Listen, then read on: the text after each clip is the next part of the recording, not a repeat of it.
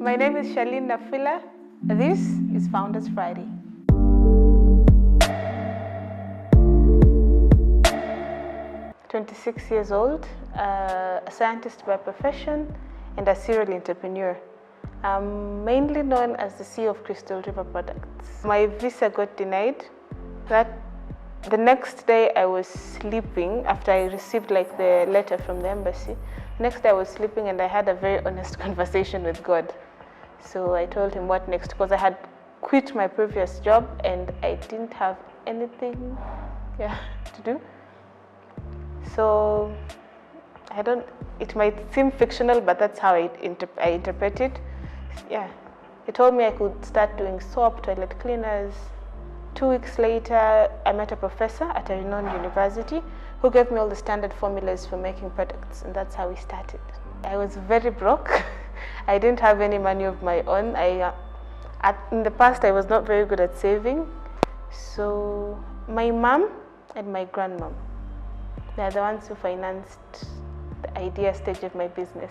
I'm a scientist by profession, so I really wanted products that will not just sell but have an impact based on the fact that they prevent diseases from the hygiene point of view. And then when KEBS came along, the products that got shortlisted at first, those are the products we ran with. The other products will be introduced to the market way later on. My mission from day one was to build a global brand that will be sold throughout the world and have a positive impact in the lives of people around the world. I've failed so many times. There are so many of them. There was this one time I had 2 shops. I had to close them down because we couldn't meet the monthly payments and the obligations. But after closing them down, you realize as a person, I was making more profits. So there's always a flip side to failure. My first job was a sales and marketing person. We used to sell water bottles they were branded water bottles. That time they branded Manchester, Arsenal. I think it really helped me as a person on my sales, on my communication, and even just sales comes with a lot of humility. It teaches you a lot on how to relate to people and how to live and interact with people. Sometimes you can pitch a whole idea to someone and folk are like, okay, thanks, bye.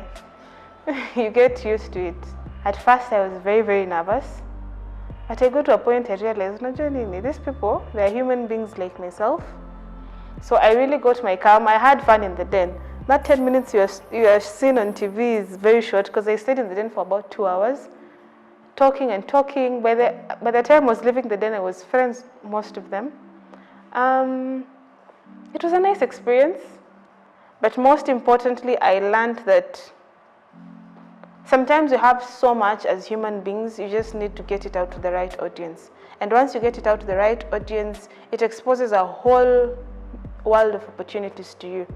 I don't really have a specific role model, but I'd say most of the people who have made it in business, from Dangote, Jack Ma, Vimal Shah, Dashan, all the other big names.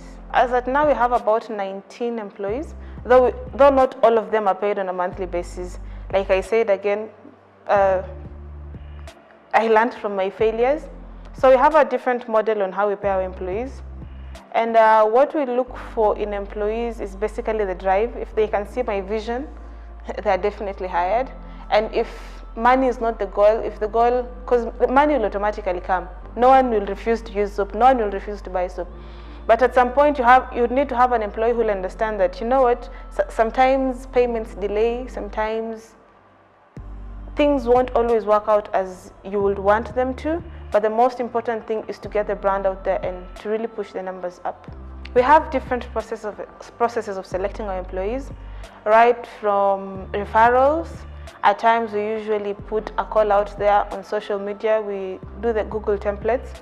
Then after the qualifications cut, because you realize also you can't also employ people who are overqualified, they'll disturb you.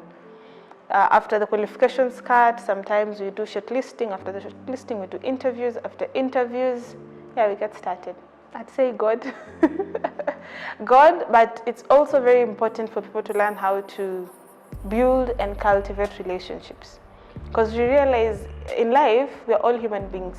Sometimes different people have different opportunities for you.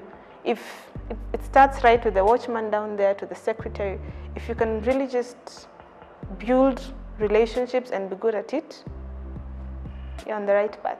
We mainly advertise through social media because we are more of a startup. We also advertise our products through any public, basically any publicity stunt you can get. If it's free, we're on. We've had an opportunity to advertise through some Lions Den ads, newspapers, billboards, but we mainly work on a low-cut budget because, again, we don't want to increase the failure rates. At times, you have to turn down clients because if a business is not making any economic sense, there's honestly no need of you venturing into it. We have turned down quite a good number of clients. At some point, you realize if I put my projections, if I put my cost of manufacturing, the cost of production, the cost of distribution, and getting it to the end client, if the profit margins does not make sense, yes, we've considered partnership. We're currently partnering with a number of organizations. Chandaria Capital is one of them. We have a number of other young entrepreneurs who we're partnering with. Like, even to get our products around, we usually use riders. Sometimes we use courier services from different organizations. By the end of the year, I really hope to have my products in key retail outlets. We had tried getting our products in a few retail outlets a while back, but they delayed on our payments. Up to now, we've not been paid. So I'd like to revamp that, but with outlets where you're actually sure you'll be paid. I see myself as a business leader, not just in Kenya, but in East and Central, even possibly in the whole of Africa.